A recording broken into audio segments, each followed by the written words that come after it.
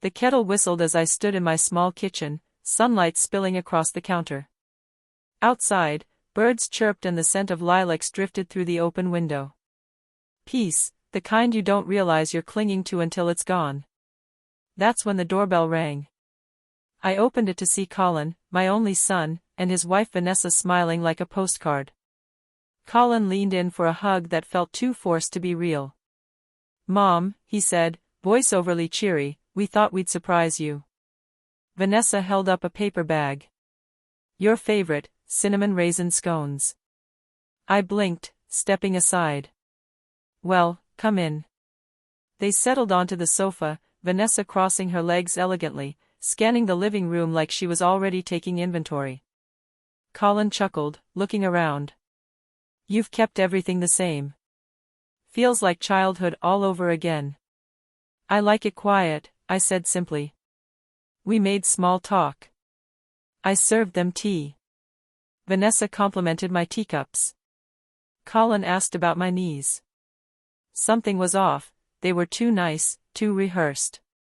For years, I'd barely heard from them. Now they were sipping jasmine like we were best friends. Then Colin casually dropped it. "We were thinking, we should do something together. You know, just the three of us. Like old times." Vanessa nodded, placing a hand gently over mine. "There's a beautiful trail near Silver Pine Ridge. Gorgeous views. We could pack a lunch, take some photos. You need fresh air, Helen." I hesitated. "That's very sudden." Colin smiled wide. "Come on, Mom. It'll be good for you. You've been cooped up in this house too long. Besides, I already cleared the weekend." My tea tasted bitter suddenly. I looked at him, studied his face. That same old boyish grin I'd fallen for so many times, the one he always used when asking for money. But I nodded slowly. "All right. Sure. A hike sounds nice." That night, I heard them talking in the guest room. I wasn't trying to eavesdrop, I'd just gone to get my heating pad. But as I passed the door, I heard Vanessa laugh and say, "Just make sure she drinks the whole bottle." Colin replied, low and sharp, "We're not messing this up. One stumble and it's over. And we're done waiting." I stood frozen, my fingertips ice cold. And just like that, the peace I'd felt that morning evaporated. I woke early, the house still quiet. The air was cool, the kind that lingers in old homes and carries echoes of everything ever said inside them. I sat at the edge of my bed for a while, staring at my slippers. Today was the day my son would try to kill me. It was a strange thought, too dramatic for the world I'd spent my life building. But last night's words kept repeating in my head like a scratched record, "Just make sure she drinks the whole bottle. We're done waiting." I stood slowly, gathering my things for the hike. I dressed in simple layers, tied my hiking boots, and packed a few extra items into my bag, a water bottle I filled myself, a protein bar, and the emergency whistle I used to carry when I hiked alone years ago. By the time I reached the kitchen, they were already up, laughing softly, preparing sandwiches. Vanessa was pouring juice into 3 matching travel bottles. Colin looked up and grinned. "Morning, sleepyhead." I smiled faintly. "Looks like I'm the last one." Vanessa handed me one of the bottles, all pink and cheerful. "Hydration, Helen. Don't forget to drink it, okay? It's hot up there."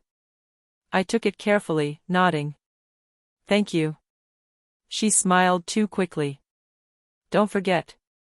You're not used to hiking anymore." I excused myself to the bathroom, shut the door gently, and emptied the bottle down the drain. Then I rinsed it thoroughly, refilled it with my own water, and tucked it into my backpack. In the mirror, my reflection looked tired, the kind of tired that didn't come from age but from betrayal that runs deep and quiet. We piled into Colin's car.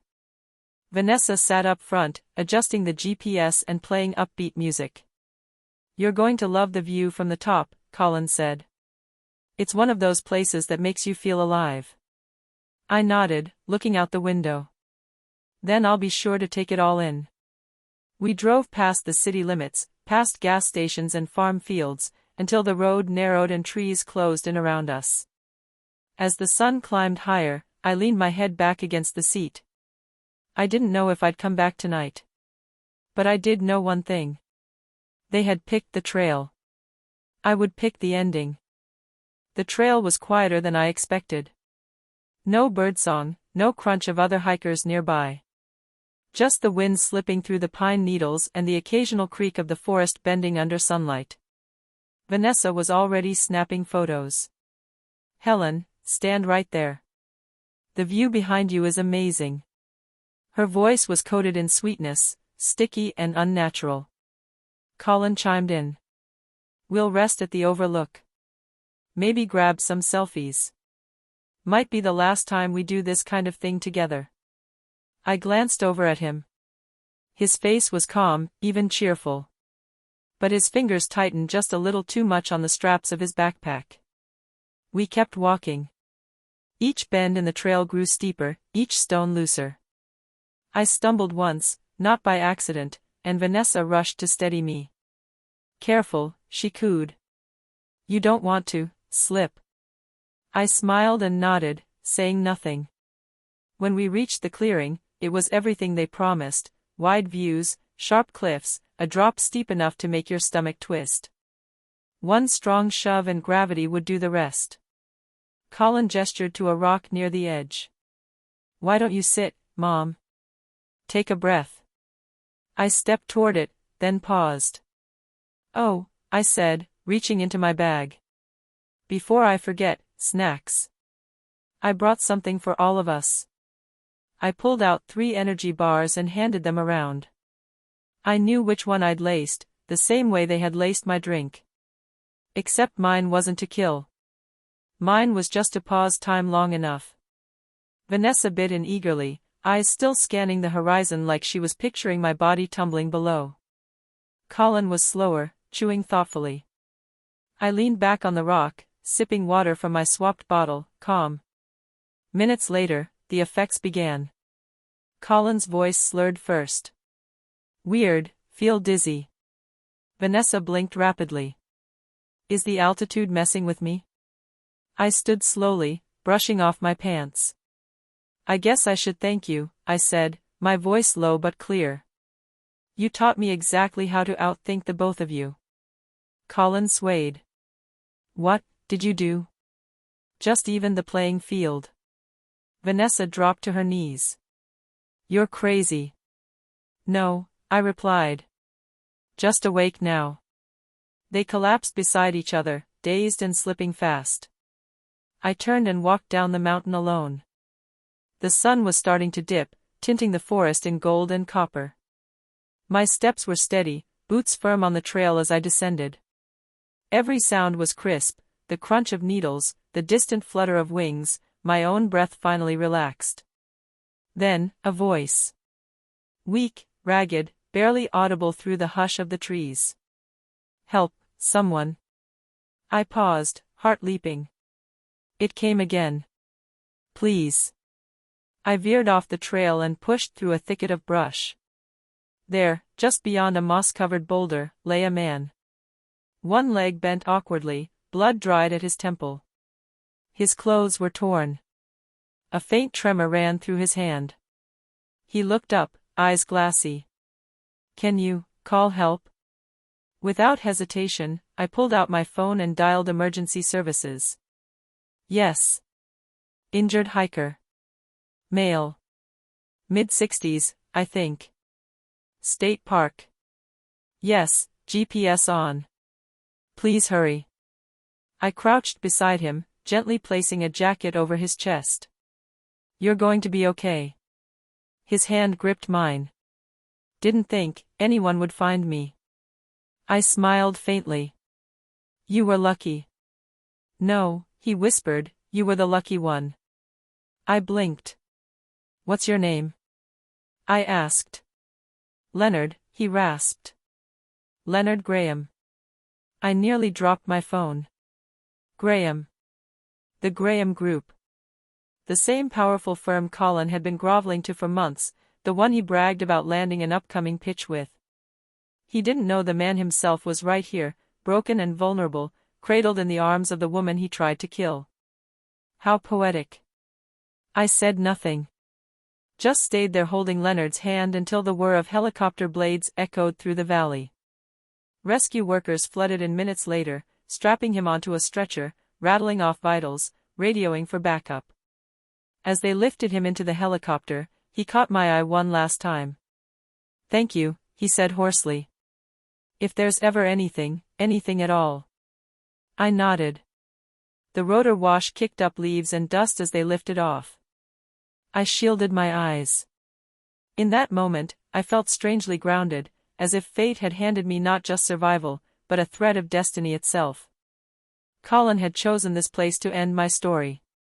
But maybe, just maybe, it was where my real one began. The wind was cooler now. Shadows stretched longer, brushing across my feet as I approached the house. I kept my pace slow, controlled. My hands trembled slightly, not from weakness, but the weight of what I'd just set into motion. Inside, everything looked normal. Too normal. Colin and Vanessa were curled up on the couch, the television murmuring in the background, a bowl of half-eaten snacks between them. I stepped in with quiet grace. "Back already?" Colin called out, sounding cheerful. "Didn't get lost out there, did you?" I smiled faintly. "Just a bit tired. That trail's not what it used to be." Vanessa stood and stretched, walking over with a mock-sweet expression. "Well, lucky us. We were just about to start dinner. Want to join?" I nodded. Of course. We ate quietly that evening. I prepared a light meal, nothing too indulgent, just enough to lull them into thinking all was well. Colin was in a good mood. Vanessa made a few jokes at my expense, but I let them slide. I even laughed. That night, as I folded laundry in my room, Colin knocked. "Hey, Mom," he said, slipping inside, "we've been thinking, maybe you should get out more. A little trip, a change of pace. What do you think about a nature weekend?" My back was to him. I folded the towel carefully before speaking. "A weekend getaway? That sounds peaceful." He grinned, pleased. "Perfect. We found a beautiful park, secluded, quiet. We'll leave early. Pack light." I turned and smiled, masking the chill that swept through me. "Sounds wonderful." That night I didn't sleep. I lay awake staring at the ceiling, my thoughts moving like gears. They believed they'd win this time, that their final performance would end with my quiet exit. But I'd already put Act 2 in motion. The next morning, they rose early. Vanessa wore a pink hoodie and hiking boots too clean to ever have touched real soil. Colin hummed as he packed the car. I slipped a small packet into my coat pocket, their own sleeping pills, crushed fine. They'd left them in the drawer, assuming I was too naive to know. But the old woman they thought they were outsmarting? She was about to hand them their own ending, dressed in kindness, wrapped in silence. We drove in silence, the tires humming over empty roads. Vanessa scrolled her phone, smirking at something. Colin tapped the steering wheel, casual, calm.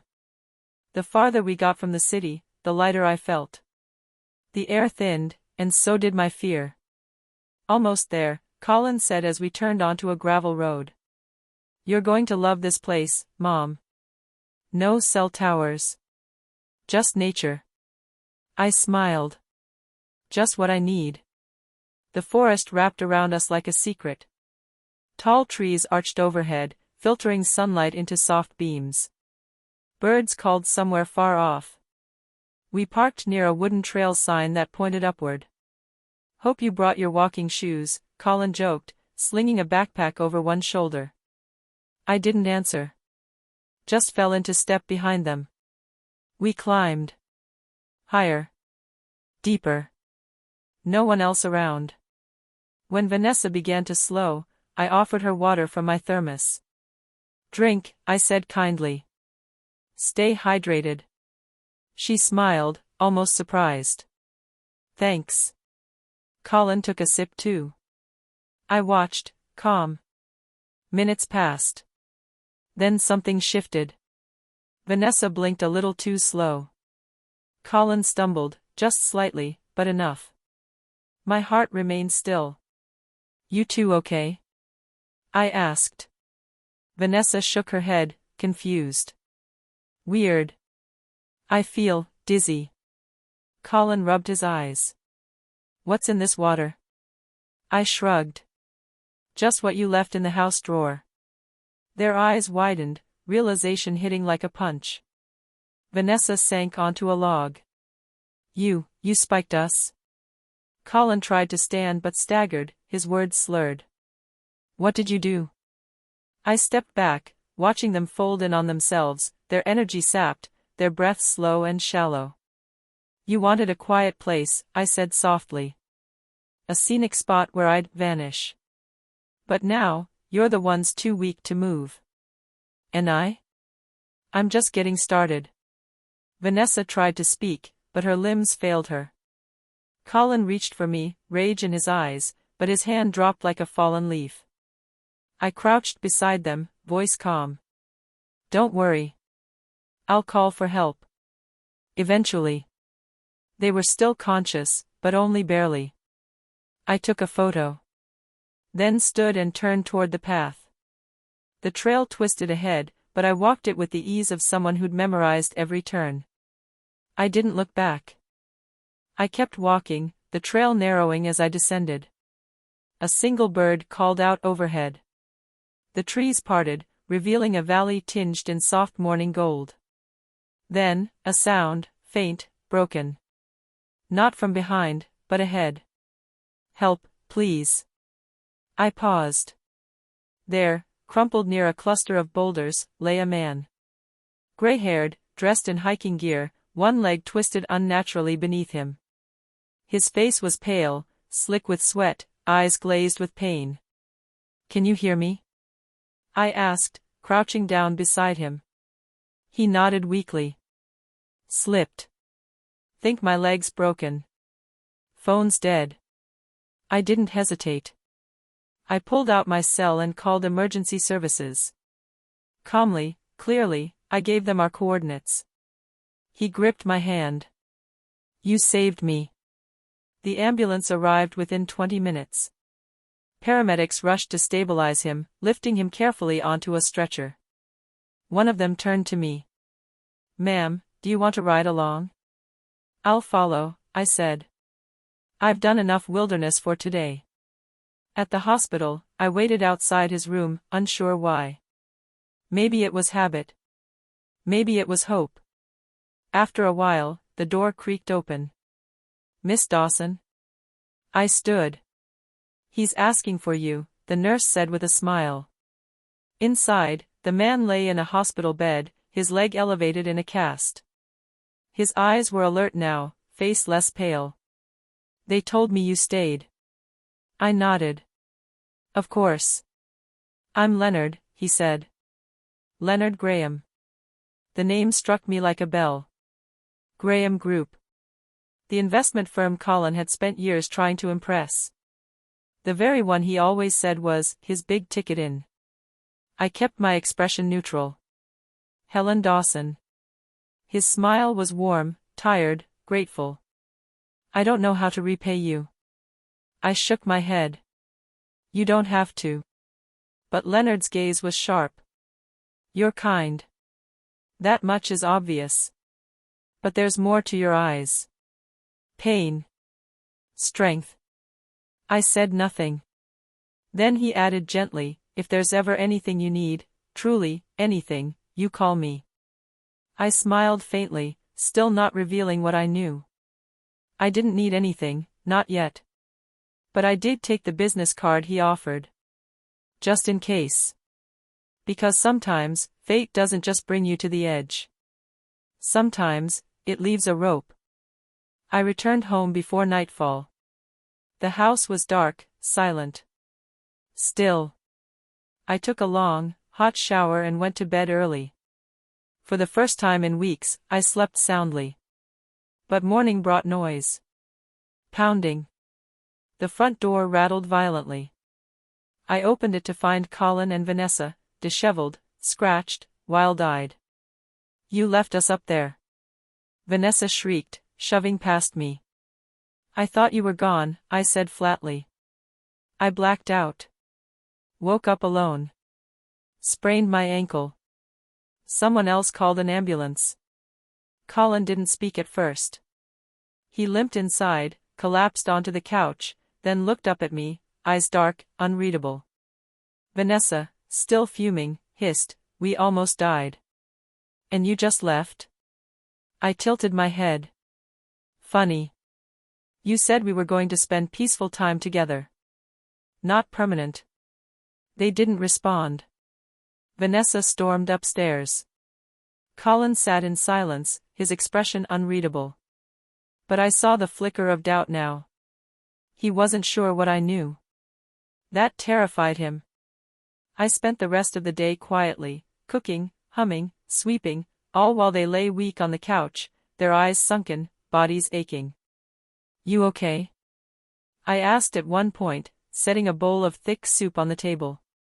Colin looked up. "Just tired. Eat.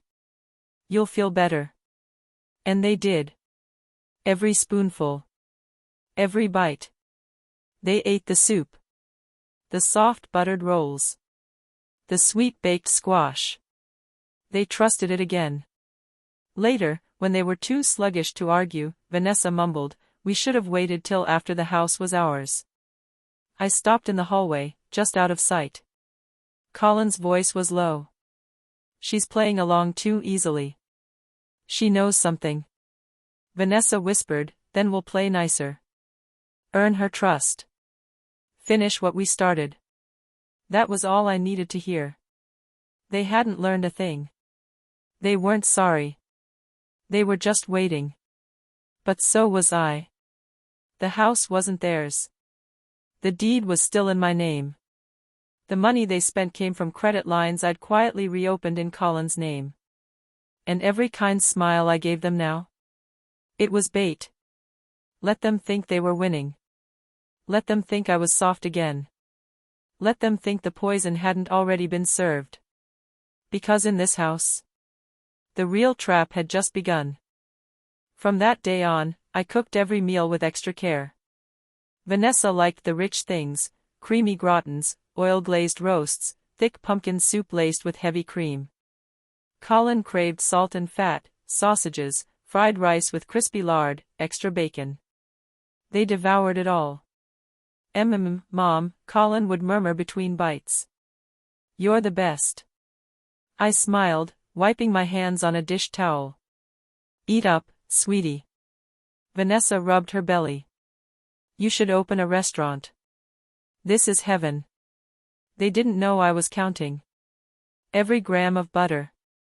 Every ounce of sodium. Every sugary glaze.